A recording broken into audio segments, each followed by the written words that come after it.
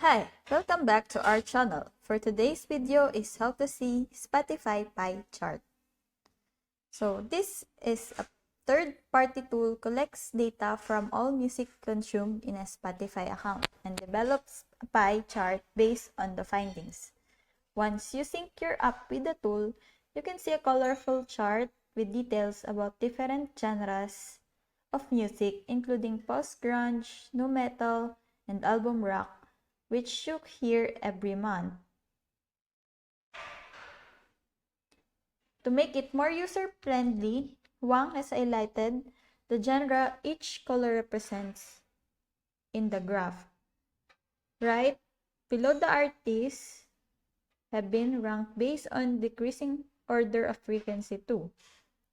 As per this, your go-to artist of the month feature on the top list in bold and large fonts, while the occasionally heard artists appear in the bottom list in the smaller font.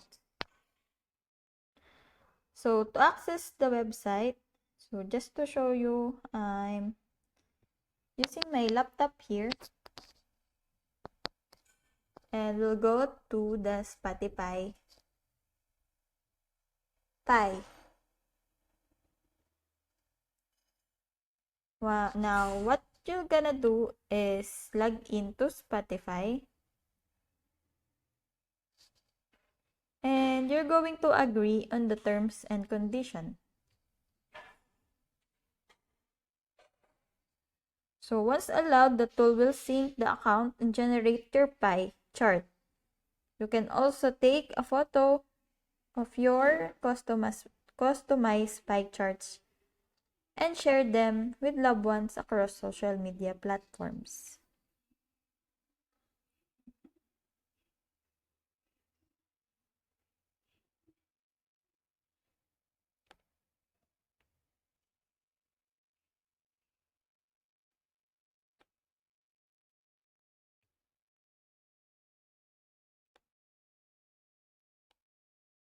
So that's it. I hope that this video helps. If you have any questions or comments, kindly put it in the comment section below, and if not, don't forget to subscribe and like. Thanks!